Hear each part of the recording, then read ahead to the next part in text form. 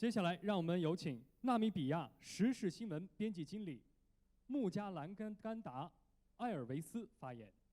Ladies and gentlemen, let's welcome Mr. Elvis.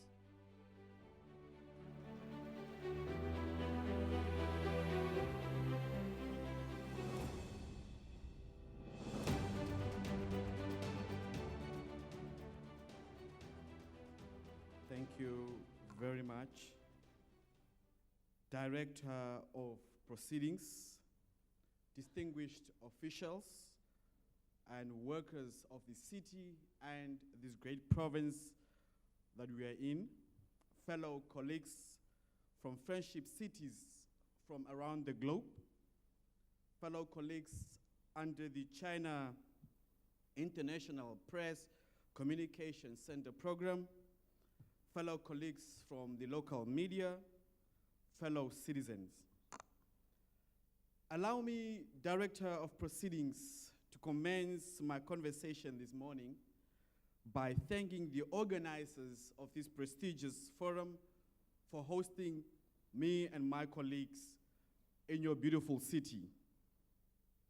Ladies and gentlemen, today, as citizens of the global village, we stand together with China and the people of this nation under the leadership, wisdom, and thoughts of President Xi Jinping in this journey of economic transformation and emancipation of all our global citizens from the claws of poverty and darkness. At this juncture, let me thank the Chinese government, the Ministry of Foreign Affairs, the colleagues at the China International Press Communication Center, for having hosted us for the past 8 months in this country. Through our stay here in China, we visited Chinese media newsrooms. We created lasting relations with the media, and we have created relationship and cooperation that would outlive our stay here in China. Being a participant of the China-Africa Press Center 2019 Media Exchange Program, I am eternally grateful for the opportunity granted to me and my colleagues from other 32 African nations. As foreign media, we were granted front row seats in the planning of the ongoing Belt and Road Initiative, which is set to connect over 65 countries at a cost of approximately $1 trillion. Furthermore, we have been given access to think tanks and engine rooms in this country in a bid to enhance our understanding as foreign media on China's rapid economic and social transformation. I must say, this to me is a first in the world, and I thank you very much for the opportunity. I can admit that I learned a lot from my experience here in this country, and as I always say, China has a way of teaching and graduating you as a person and as a professional in different ways. Ladies and gentlemen, this afternoon we are dealing with the issue of media cooperation and communication between Chinese media and the rest of the world, and in my case, with Namibia and Africa specifically. We as players and experts and scientists of the international media space are here to take stock, count our blessings, review our relationship with each other, but above all, ladies and gentlemen, we are here to find ways on how we can best do this thing called media cooperation. In the spirit of reviewing our relationship with each other, I take pleasure in indicating that with the help of the China Central Television Network Plus, CCTV Plus, my team in Namibia and I managed to set up and give birth to one of the fastest growing news digital platforms in Namibia under the flagship brand Current News Daily.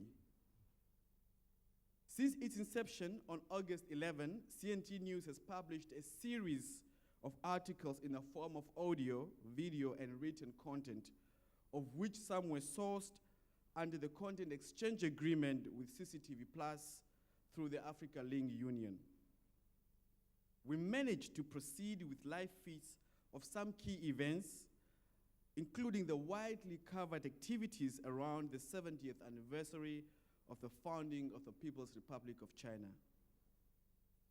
Dear colleagues, part of the vision at CND-News is to strongly tell stories from both sides of the divide, emanating from the political and state cooperation which have impacted on the lives of both our people. It is this strengthening of relations between Chinese and African media which I speak of in my submission today.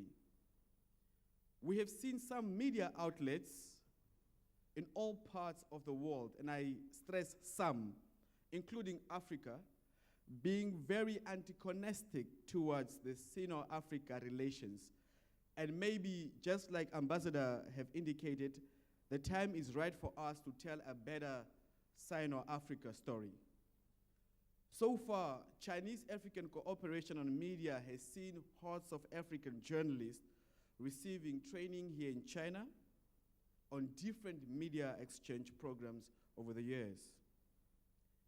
China has also contributed to the efforts of Africa in digital broadcasting, although there is still need for improvement in the areas of signal quality, audio-visual, and retraining of African broadcasters to improve quality, especially on Sino-Africa relations.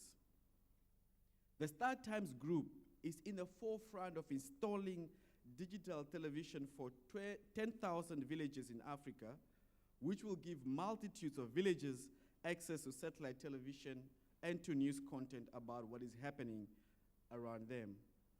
Ladies and gentlemen, the above is a clear indication and commitment by our nations on improving media relations between organizations in China and those in Africa.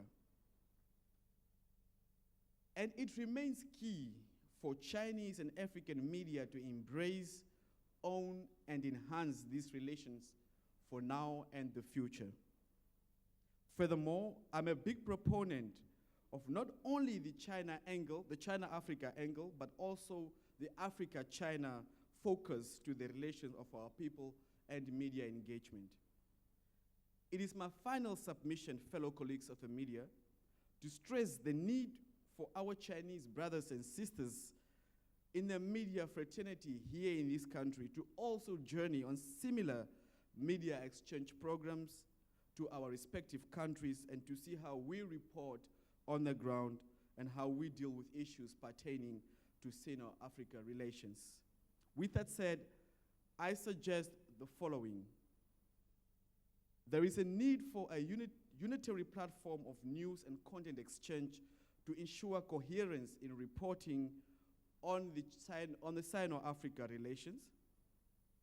There is need for trust and frank conversations between media organizations from both sides. There is need for improved communications between journalists from China and those from Africa. There is a need for clear goals and vision from both sides on the cooperation, as well as proper monitoring and evaluation platforms.